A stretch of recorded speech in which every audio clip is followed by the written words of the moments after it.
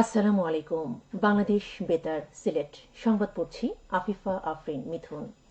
এসো দেশ বদলায় পৃথিবী বদলায় এই প্রতিপাদ্যকে সামনে রেখে সিলেটের ওসমানী নগরে উৎসবমুখর পরিবেশে গ্রাম বাংলার বিলুপ্ত হওয়া পিঠা উৎসব অনুষ্ঠিত হয়েছে। আজ সকালে উপজেলা প্রশাসনের আয়োজনে উপজেলা পরিষদ অডিটোরিয়ামে ফিতা কেটে তারুণ্যের পিঠা উৎসবের উদ্বোধন করেন উপজেলা নির্বাহী কর্মকর্তা জয়নাল আবেদিন। এ সময় রাজনৈতিক নেতৃবৃন্দ ও বিভিন্ন স্কুল কলেজের শিক্ষক শিক্ষিকা শিক্ষার্থীরা উপস্থিত ছিলেন। এদিকে মেলায় জামাই বরণ পিঠা, জিরা পিঠা থেকে শুরু করে পাটিসাপটা ও তালের পিঠা সহ প্রায় অর্ধশতাধিক স্টলে শতাধিক প্রকার পিঠার সমাহার নিয়ে বসেন উদ্যোক্তারা। বিলুপ্ত হওয়া পিঠার স্বাদ নিতে পিঠা উৎসবে সকাল থেকে ভিড় জমাতে থাকে বিভিন্ন শ্রেণী পেশার মানুষ। সিলেটের গোয়াইনঘাটে 2 দিনের ব্যবধানে একই পরিবারের 4 জনের মৃত্যু হয়েছে। এদের মধ্যে সড়ক দুর্ঘটনায় 2 জন ও বার্ধক্যজনিত কারণে 1 জন ও প্রসবকালীন সময়ে 1 জনের মৃত্যু হয়েছে। সর্বশেষ গতকাল দুপুরে কলেজে পরীক্ষা শেষে মোটরসাইকেল যোগে বাড়ি ফেরার পথে রিফাত আহমেদ কিবরিয়া ও আবু সুফিয়ান নামে 2 জন নিহত হন।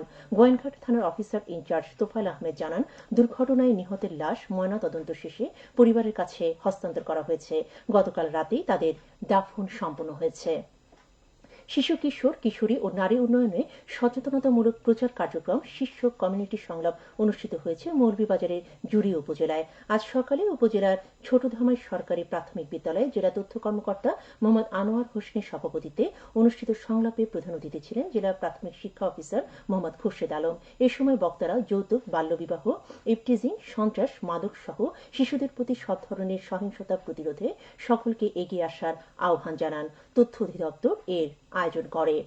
জনসচেতনতা তৈরি ও মানবিক কাজে উদ্বুদ্ধ করার লক্ষ্যে রক্তদান সোসাইটি সিলেটের উদ্যোগে ও ভালোবাসা বন্ধন সংগঠনের সহযোগিতায় 5ম বিনামূল্যে রক্তের গ্রুপ নির্ণয় ক্যাম্পেইন গতকাল সিলেট মহানগরীর বাগবাড়িস্থ পিডিবি হাই স্কুলে ও বাগবাড়ি পয়েন্টে অনুষ্ঠিত হয়।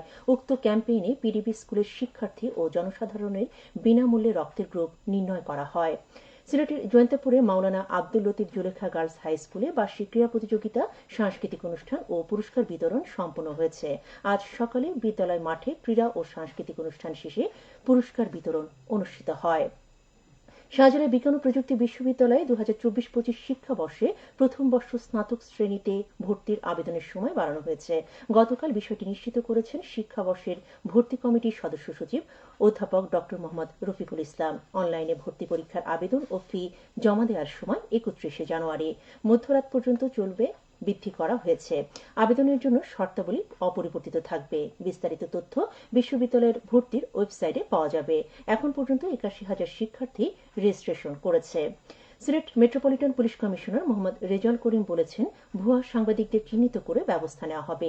এক্ষেত্রে তিনি পেশাদার ও মূলধারার সাংবাদিকদের সহযোগিতা কামনা করেন। গতকাল সিলেট প্রেস ক্লাব অভ্যন্তরীণ বার্ষিক ক্রীড়া প্রতিযোগিতার উদ্বোধনী অনুষ্ঠানে প্রধান অতিথির বক্তব্যে তিনি কথা বলেন। তিনি আরও বলেন, অলি আউলিয়ার শহর পূর্ণভূমিকে অপরাধমুক্ত রাখতে সবাই মিলে একসাথে কাজ করতে হবে। ক্লাবের আমিনুর রশিদ চৌধুরী মিলনায়তনে আয়োজিত অনুষ্ঠানে সভাপতিত্ব করেন ক্লাব সভাপতি ইকরামুল কবির। অনুষ্ঠানে ক্লাবের সদস্যগণ উপস্থিত ছিলেন। সিলেটে ঘন কুয়াশার কারণে দেখতে না পেয়ে একটি সিএনজি চালিত অটোরিকশায় চাপায় 2 জন শ্রমিক নিহত হয়েছেন।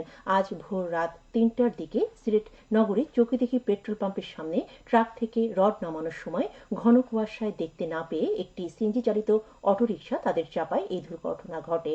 গুরুতর আহত অবস্থায় স্থানীয় লোকজন তাদেরকে উদ্ধার করে Sylhet MAG Osmani medical college হাসপাতালে নিয়ে গেলে কর্তব্যরত চিকিৎসক মৃত ঘোষণা করেন।